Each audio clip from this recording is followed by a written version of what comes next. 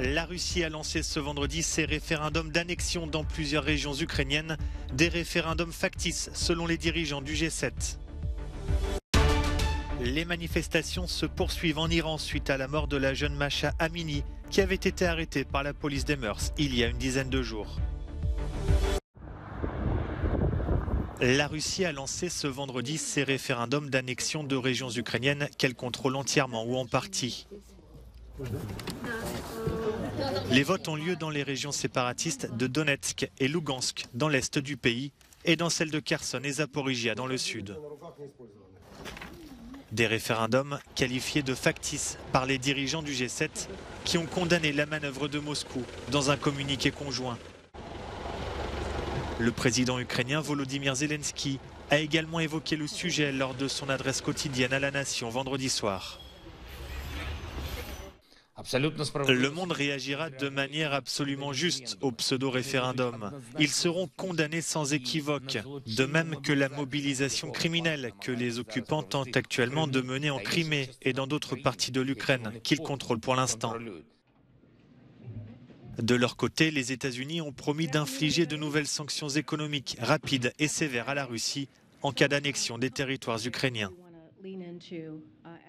Pendant ce temps, le Kremlin diffuse des images de citoyens heureux de s'enrôler pour partir à la guerre après la mobilisation décrétée par Vladimir Poutine. Mais de nombreux Russes tentent de fuir leur pays depuis l'annonce de mercredi, comme ici, à la frontière russo-géorgienne. C'est la panique, dit cet homme. Toutes les personnes que je connais sont en panique. La majorité des gens ne savent pas quoi faire. Beaucoup ne peuvent pas partir. Plus de 70% de la population n'a pas de passeport. En voiture, en avion ou même à vélo, pour certains, tous les moyens sont bons pour quitter la Russie. L'Iran semble plus divisé que jamais suite à la mort de la jeune Mahsa Amini, qui avait été arrêtée il y a une dizaine de jours par la police des mœurs pour port de vêtements inappropriés avant de perdre la vie quelques jours plus tard. Alors qu'un vent de contestation souffle sur tout le pays, des manifestants qui soutiennent le régime se sont aussi fait entendre à Téhéran ce vendredi. Le président iranien Ebrahim Raïssi en a profité pour s'exprimer. Nos ennemis veulent surfer sur une vague et créer des émeutes et des perturbations, a-t-il déclaré. Ils pensent qu'avec de tels mouvements, ils peuvent arrêter la nation. Nous avons annoncé à plusieurs reprises que si quelqu'un a un commentaire juste, nous l'écouterons. Mais l'anarchie, perturber la sécurité nationale, la sécurité des gens, personne ne succombera à cela.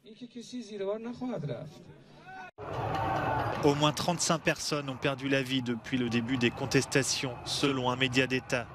L'ONG d'opposition Iran Human Rights, basée à Oslo, fait quant à elle état d'au moins 50 morts. À Bruxelles, des dizaines d'Iraniens ont protesté en se coupant les cheveux et en brûlant des hijabs devant l'ambassade d'Iran. Une manifestation s'est également tenue en Norvège.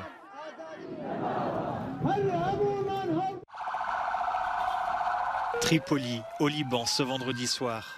Des dizaines d'ambulances transportent les corps des victimes du naufrage d'un bateau de migrants survenu la veille au large des côtes syriennes. Au moins 77 personnes ont péri, des Palestiniens, des Syriens et des Libanais qui tentaient de rejoindre Chypre pour fuir des crises sans fin.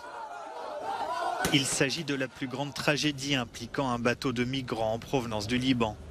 Et pourtant, ce drame ne dissuade pas ceux qui cherchent à fuir une réalité devenue insoutenable, comme l'expliquent certains proches de victimes. Ils ont atteint un point où ils étaient prêts à mourir en mer, affirme l'un d'entre eux. Ils disaient cela, peu importe si nous mourons en mer. Des bateaux vont continuer à partir, pourquoi rester ici? Moi, si un bateau arrive ici et maintenant, je pars d'ici. Il n'y a pas de moyen de subsistance, explique un autre homme. Il n'y a pas de travail, pas d'avenir, nous sommes pris au piège. Les migrants qui ont survécu au naufrage ont été pris en charge en Syrie. Pour faire face à un afflux de migrants, la Bulgarie a déclaré l'état d'urgence partiel. Le ministère bulgare de l'Intérieur affirme avoir pris cette décision pour réduire la pression exercée par l'arrivée massive des migrants dans les villes de Svilengrad et Topolograd situées à la frontière bulgaro-turque. Sofia compte sur la coopération avec les pays voisins pour faire face aux problèmes. La plupart du temps, ils traversent la frontière grâce à des échelles qu'ils utilisent pour sauter par-dessus la clôture. Nous recevons également une aide active du côté turc. Après les réunions que j'ai eues avec les autorités turques et grecques, nous avons décidé de mieux coopérer. L'assistance mutuelle entre les services des différents pays est aujourd'hui bien meilleure. Une grande partie des migrants qui veulent traverser notre frontière sont dissuadés grâce aux aménagements effectués et au renforcement des contrôles. Les autorités bulgares font état d'une pression migratoire accrue au niveau de leur frontière avec la Turquie, longue de 260 km. Les contrôles ont été nettement renforcés depuis la mort de 2 policiers le 25 août, percutés par un autocar transportant des migrants.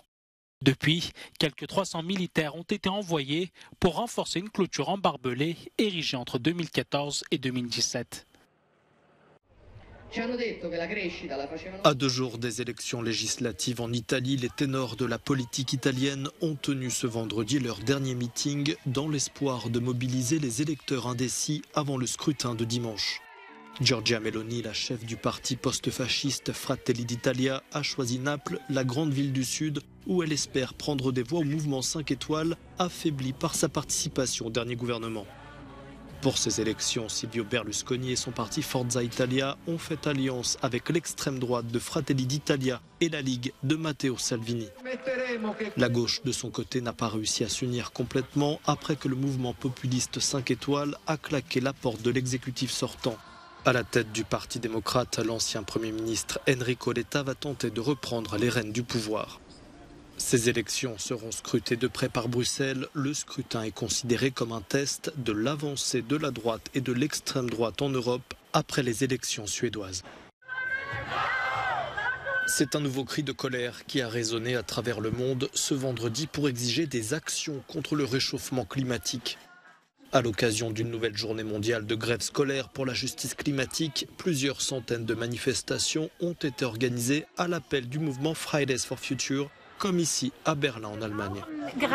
Nous avons besoin de protéger le climat dès maintenant parce que nous avons une crise énergétique en ce moment et que nous continuons à dépendre des combustibles fossiles. Cela ne fera qu'augmenter à l'avenir si des mesures décisives ne sont pas prises dès maintenant. En Italie, avant les élections législatives de ce dimanche, des jeunes dénoncent le fait que le climat soit quasiment absent des débats. On l'a vu notamment dans les programmes électoraux, il n'y a pas ou très peu de questions sur le climat et sa préservation. Ce que nous espérons, c'est de réaliser enfin une transition écologique totale.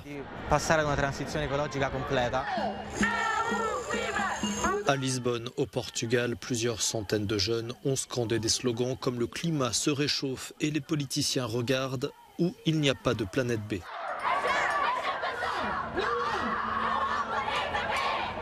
En France, des marches mais aussi des blocages ont été organisés ce vendredi, notamment à Lyon où des militants de Youth for Climate ont bloqué pendant 1 heure l'entrée d'un site de Total Energy pour dénoncer un méga-projet pétrolier en Ouganda. Des femmes qui n'ont pas obtenu la reconnaissance qu'elles méritaient. C'est ce que souhaite mettre en lumière le Tate Modern de Londres en exposant les œuvres de Maria Bartusova. Cette sculptrice slovaque, née à Prague, a réalisé un art sauvagement expérimental et abstrait au nez et à la barbe des autorités communistes. Avec du plâtre et du papier, mais aussi du bronze ou de l'aluminium, elle a façonné les sculptures en les poussant, les étirant, les immergeant dans l'eau, créant ainsi des formes uniques et distinctes.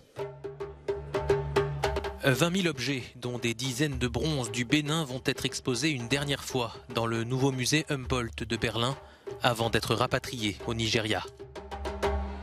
Beaucoup d'entre elles ont été pillées à l'époque coloniale du XVIe au XVIIIe siècle. Originaires du royaume africain du Bénin, ces pièces s'inscrivent dans le cadre de la reconnaissance progressive par Berlin des crimes commis par l'ancien empire allemand, notamment du génocide en Namibie. Le musée d'art moderne de Paris met en lumière les œuvres originales de Kokoschka. Peintre, écrivain, dramaturge et poète, Oskar Kokoschka se distingue par son rôle engagé dans les bouleversements artistiques et intellectuels de la Vienne du début du XXe siècle, puis comme un farouche opposant au régime fasciste et nazi. Contemporain d'Egon Schiele et de Gustav Klimt, doté d'un réel talent de provocation, il est devenu l'enfant terrible de Vienne.